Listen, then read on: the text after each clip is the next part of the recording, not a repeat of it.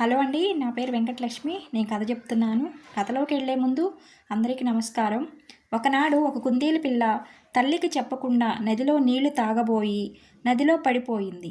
వరదలు కావడం వల్ల నది జోరుగా ప్రవహిస్తున్నది.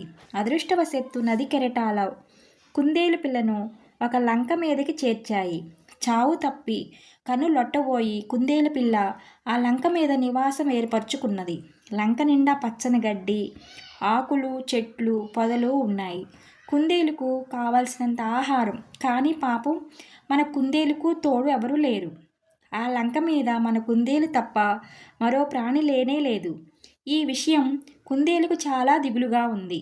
విచారం జాస్తి అయినప్పుడల్లా మన కుందేలు నది ఒడ్డుకు వచ్చి దూరాన కనిపించే అవతల గట్టును చూస్తూ కూర్చునేది. అక్కడ ఉన్న తన వారందరినీ తలుసుకుని కంటనీరు కార్చేది. వారిని చేరే ఉపాయం లేదే అనుకొని పెద్ద పెట్టున ఏడ్చేది.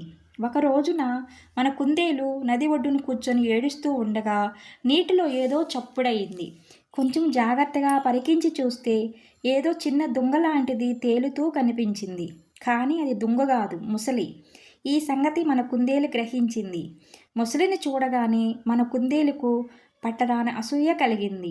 ముసలి హాయిగా ఈ ఒడ్డు నుంచి ఆ ఒడ్డుకు క్షణంలో ఈదగలదు.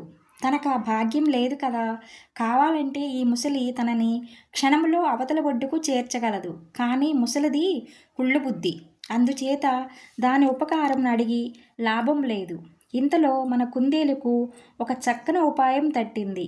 ముసలిని మోసము చేసి అవతల ఒడ్డుకు చేరడానికి మన కుందేలు ఒక పన్నాగం పన్నింది.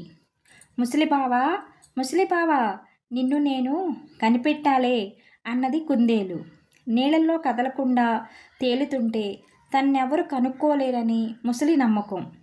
తన రహస్యం కనుక్కుందెవరా అని ముసలి తలపైకెత్తి కుందేలును చూసింది.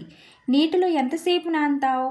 కాసేపు ఇట్లా వచ్చి ఈ గడ్డి మీద ఎండలో ఆరుదుగాన్రా అని కుందేలు ముసలిని ఆహ్వానించింది. ముసలి పైకి వచ్చింది.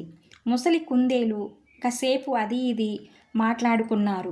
చివరకు కుందేలు ముసలితో, మీ జాతిని చూస్తే నాకు చాలా విచారం. మీకు దేవుడు చక్కని రూపం ఇచ్చాడు, ఎంతో తెలివితేటలు ఇచ్చాడు. కానీ పాపం మీ జాతికి ఎదుగు బొదుగు లేదు. మా కుందేళ్ళు మీలాగా నూరేళ్లు బతకలేకపోయినా కొద్ది రోజుల్లోనే 100 లేసి మునిమనమల్ని ఎత్తుతాం. ఎంత ప్రదేశమైనా సరే ఇట్టే ఆక్రమించేస్తాం. మీకు పాపం అదృష్టం ఇవ్వలేదు భగవంతుడు అన్నది విచారం నటిస్తూ. ఈ అబద్ధం మాటలు వినేసరికి ముసలికి ఆశ్చర్యము, ఏడుపు వచ్చాయి.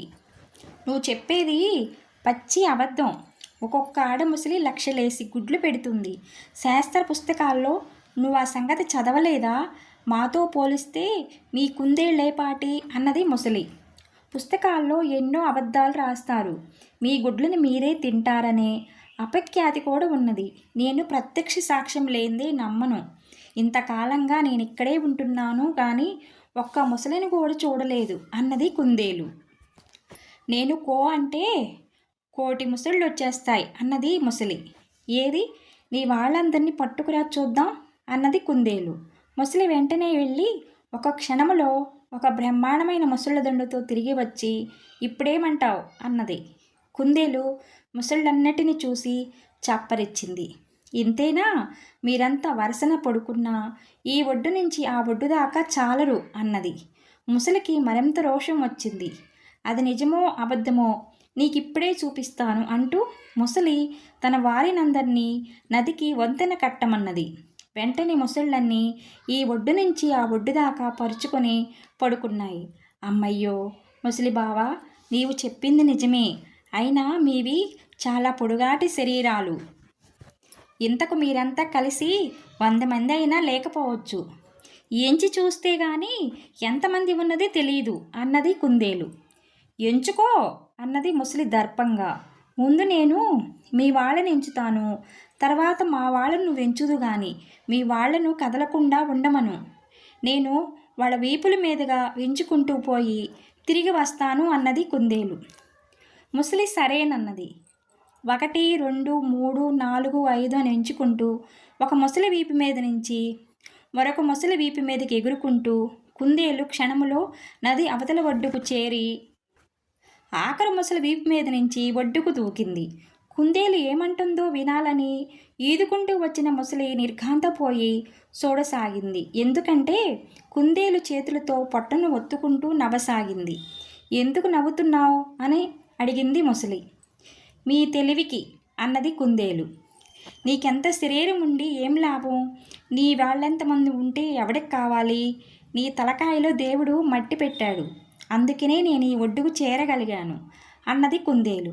మన కుందేలు ఇంతకాలానికి మళ్ళీ తన వారిని కలుసుకొని పెళ్లి చేసుకొని గంపెడ పిల్లల్ని కని సుఖంగా ఉంది.